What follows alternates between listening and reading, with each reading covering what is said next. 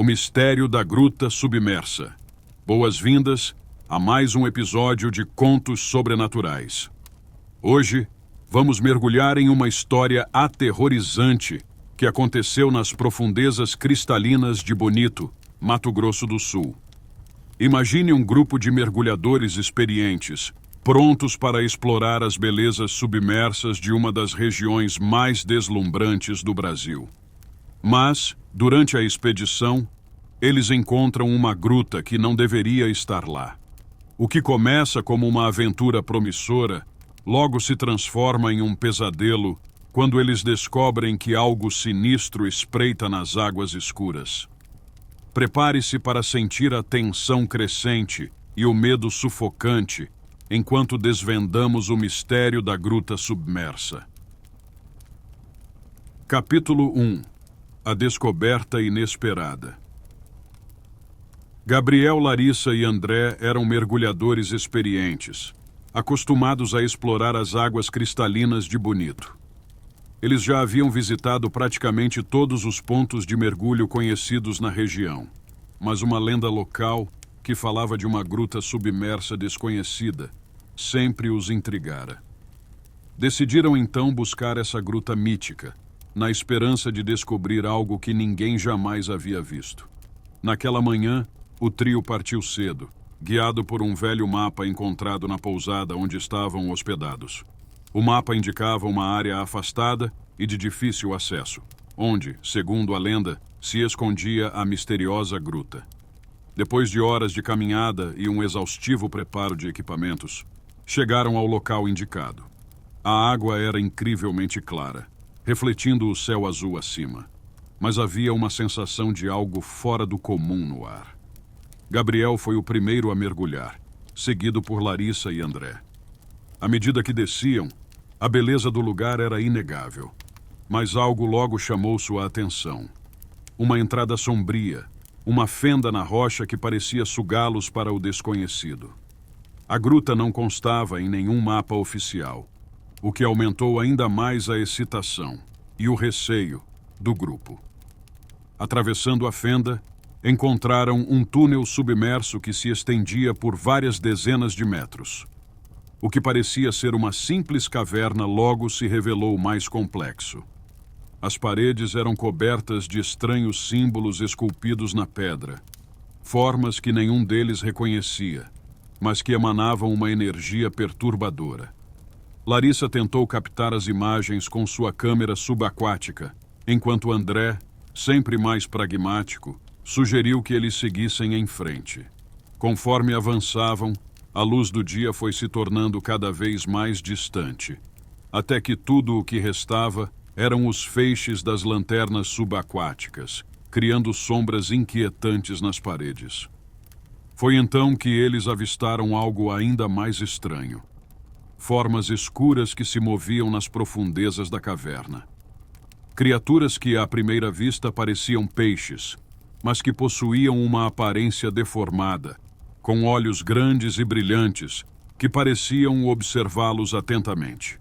O trio continuou, embora uma sensação crescente de perigo os envolvesse. Ao fim do túnel, a gruta se abriu em uma câmara maior, onde encontraram um altar de pedra, coberto pelos mesmos símbolos que haviam visto antes.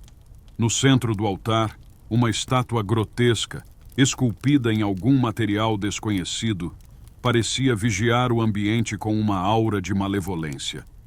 Os mergulhadores começaram a sentir uma pressão crescente nas têmporas, como se o ambiente estivesse contra eles. Foi então que as lanternas começaram a falhar, piscando até que finalmente se apagaram, deixando-os na escuridão total. Uma sensação de pânico tomou conta do grupo quando perceberam que, de alguma forma, estavam completamente desorientados e que as saídas que tinham identificado minutos antes estavam inexplicavelmente bloqueadas. O silêncio da gruta era absoluto, exceto pelos batimentos cardíacos acelerados e a respiração ofegante de cada um. Foi então que Gabriel sentiu algo tocar sua perna. Ele se virou rapidamente, mas não conseguiu ver nada. Porém, o toque voltou mais insistente desta vez, e logo todos sentiram a presença de algo que se movia em torno deles, invisível, mas tangível. O terror estava apenas começando. Capítulo 2. A perseguição submersa. O pânico começou a se instaurar entre os mergulhadores. Larissa, normalmente a mais calma do grupo, começou a sentir uma pressão sufocante no peito. A ideia de estar presa em uma gruta submersa, sem saída e com criaturas desconhecidas ao redor, fez sua mente vacilar. Tentou acalmar-se, lembrando-se do treinamento de mergulho, mas a sensação de que algo maligno estava ali, junto deles, era esmagadora. André, percebendo que precisavam de um plano, fez sinal para que todos se mantivessem juntos. Ele sugeriu que voltassem pelo túnel por onde haviam entrado, mas Gabriel apontou para as criaturas que pareciam estar bloqueando o caminho. Eles precisavam de uma rota alternativa e rápido. Foi então que Larissa, ao explorar com a lanterna que ainda piscava intermitentemente, encontrou um pequeno túnel que levava para o que parecia ser outra câmara. Eles decidiram seguir por ali, na esperança de encontrar uma saída para a superfície. No entanto, à medida que avançavam, as criaturas começaram a se mover mais rápido, cercando-os com uma precisão assustadora. A tensão crescia a cada segundo.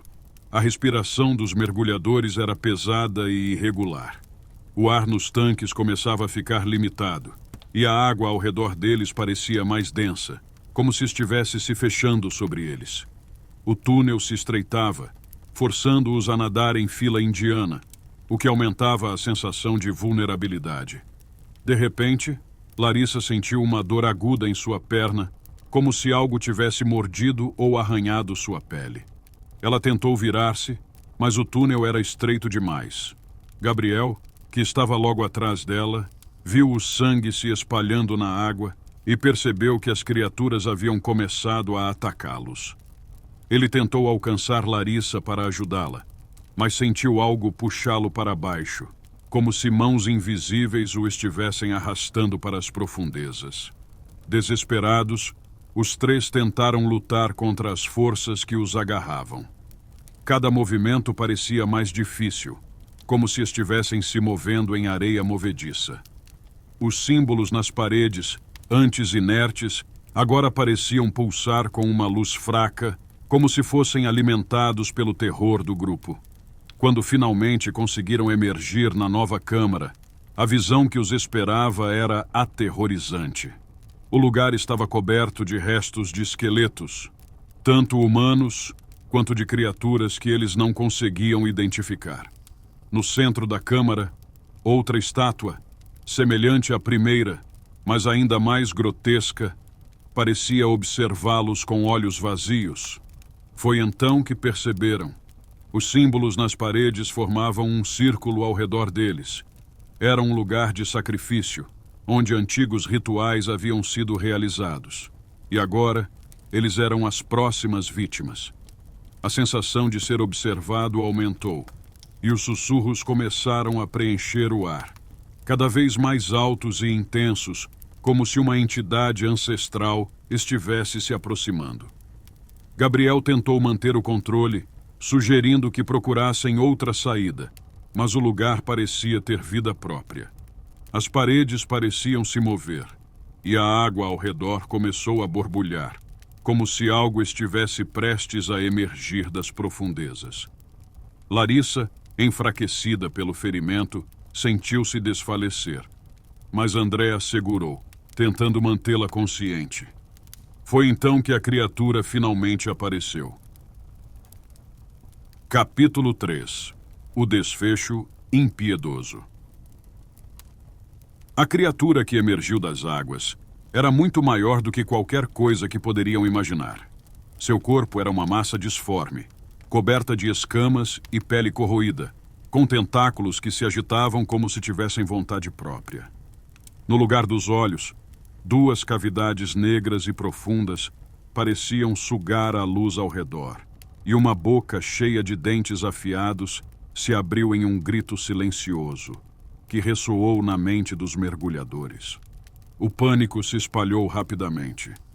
Gabriel, que estava mais próximo da criatura, tentou nadar para longe, mas um dos tentáculos o alcançou com uma velocidade aterrorizante, envolvendo seu corpo e puxando-o em direção à boca da criatura.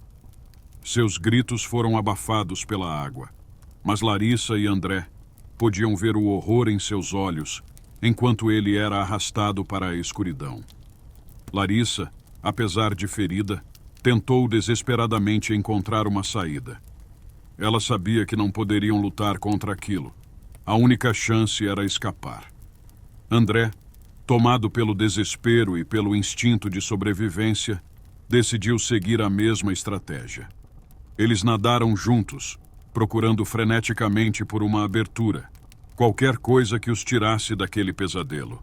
Mas a gruta parecia estar viva, mudando de forma à medida que nadavam. Cada tentativa de fuga era frustrada por paredes que se moviam, fechando as saídas ou levando-os de volta para o centro da câmara. A criatura, como se estivesse brincando com eles, os seguia de perto, deixando claro que não havia escapatória. Foi então que André, em um último ato de desespero, tentou distrair a criatura. Ele nadou em direção oposta a Larissa, fazendo o máximo de barulho possível para atrair a atenção da entidade. Larissa, percebendo o sacrifício de André, usou a oportunidade para nadar com todas as suas forças, tentando encontrar uma saída. Ela encontrou uma pequena abertura no canto da câmara, parcialmente bloqueada por pedras. Usando toda a sua energia restante, Larissa começou a remover as pedras, tentando abrir caminho. Atrás dela, ela podia ouvir os gritos abafados de André enquanto a criatura o alcançava. Finalmente, Larissa conseguiu abrir um espaço suficiente para passar. Ela nadou pela passagem estreita, sentindo o pânico aumentar a cada segundo. A passagem a levou a um túnel que subia lentamente, e ela podia ver uma luz fraca à frente, a saída para a superfície. Com o coração disparado, Larissa nadou em direção à luz, sentindo a água ao seu redor esquentar, como se a própria gruta estivesse tentando segurá-la. Quando finalmente chegou à superfície, ela emergiu em um lago calmo, sob o céu estrelado. O ar fresco encheu seus pulmões enquanto ela nadava até a margem, exausta, mas viva. No entanto, quando chegou à terra firme e olhou para trás, viu algo que a fez congelar de medo. A gruta submersa estava desaparecendo, como se nunca tivesse existido. Mas, no último segundo, ela viu a criatura emergir da água, olhando diretamente para ela, antes de ser engolida pela escuridão. Larissa desabou na margem, soluçando de medo e alívio. Ela havia sobrevivido, mas sabia que a criatura e a maldição da gruta submersa não desapareceriam tão facilmente. Ela seria assombrada por aquilo para o resto de sua vida.